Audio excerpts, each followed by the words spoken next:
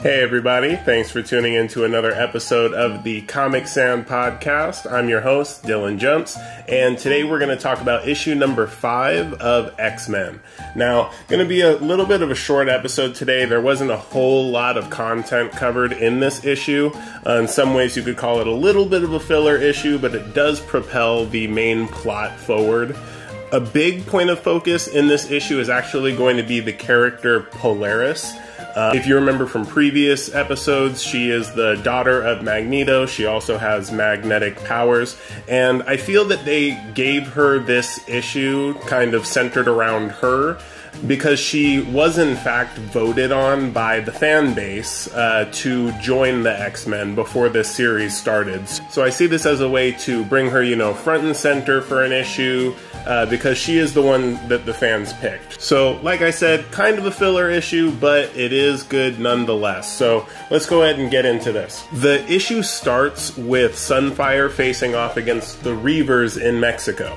The Reavers are longtime X-Men bad guys, and they're cybernetically enhanced humans. I don't know a ton about their backstory, but that much is clear. And apparently they've gotten an upgrade since the last time they've gone toe-to-toe with the X-Men. Previous teams of the X-Men, of course. The Reavers have been sent to disrupt the democratic elections in Mexico. We see the rest of the X-Men are unconscious.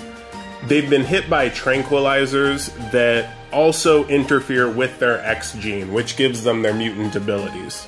Sunfire gets ready to light the Reavers on fire, but he gets hit with the tranquilizer and goes unconscious as well. At this time, Polaris comes to and sees that the rest of the team has been knocked unconscious.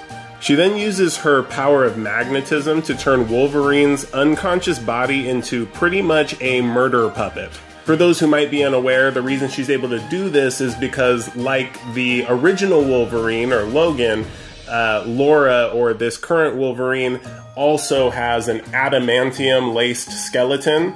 Adamantium is the strongest metal. It's neck and neck with vibranium, which is what Captain America's shield is made out of, and Black Panther's suit is made out of. Not sure which one is technically stronger. That's kind of up for debate, but that's why Polaris is able to use her powers on Wolverine because of her metal skeleton. Now, before that action happens, we actually go to the next scene, which is actually a flashback. Polaris is at a nuclear power plant that is about to have a meltdown, and she creates a force field to contain the radioactive material. And she and Rogue fly it into outer space and throw it into the sun. Now, we're still in the flashback, but it's a day later. The X-Men are in Central Park, and they're battling a bunch of monsters. Polaris comes across a seal-dog hybrid, is what it looks like, and she notices that it's got a camera in its collar. On the other end of the camera is Dr. Stasis. So we're seeing Dr. Stasis rear his head, or helmeted head, once again. Once he realizes that Polaris is onto him, he presses a button, terminates the seal dog hybrid, which is a little sad because it was cute. And now we're back in the present, where Polaris is, like I said, using Wolverine to go to town on the Reavers. She's really given them what for when they attempt to blind her. But then she reveals that in addition to seeing with her eyes, she can see the magnetic spectrum of the world. That means that she can see the iron in their blood and the metal fillings in their teeth. Unfortunately for them, she starts tearing out their fillings as Wolverine comes to and joins the fight as well. After the Reavers are down for the count, the rest of the team starts to regain consciousness. Cyclops calls to the civilians that it's safe to cast their ballots. In the last scene, we see reporter Ben Urich, who we've seen in previous issues is investigating how the mutants seem to be able to die and come back to life. He is at a cookout at the base of the X-Men's treehouse, and he asks Cyclops if he can speak to him away from the crowd. That's when he reveals that he's been investigating the resurrection of the mutants.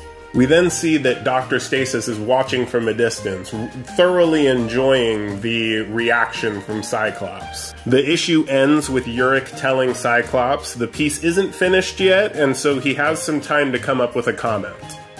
And that's, like I said, that's how the issue ends. There wasn't a ton of plot momentum in this issue. It was mostly Polaris centric. There was another scene in there that I didn't really go over. It was just kind of going back to the night that the mutants all voted on who they wanted to join the X-Men.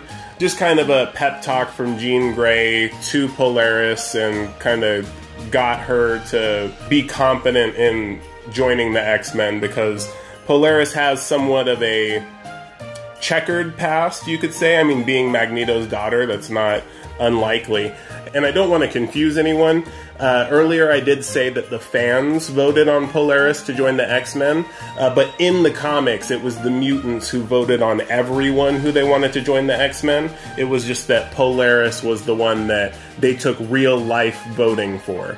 And so that's been written into the story. Again, that's why I think that they kind of made this issue Polaris-centric to, you know, be a bit of fanfare. I think that's the right word. I think the next issue is when we'll see, you know, how Ben Urich reveals to the world that the mutants are resurrecting themselves, see how the world responds to that.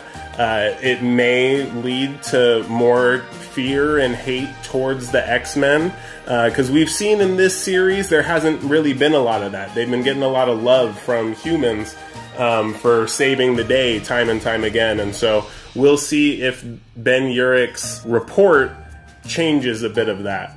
And so that's really what I'm looking forward to. Didn't see any of Fei Long in this issue. I'm sure you know that that plot is boiling underneath the surface, and we'll see if he comes back with some superpowers of some sort. And yeah, I don't really have anything else. Still just waiting on, you know, Spider-Man to come out. I'm really excited to see that. December 17th. Get your tickets. And again, thanks for watching, as always, and keep on keeping on.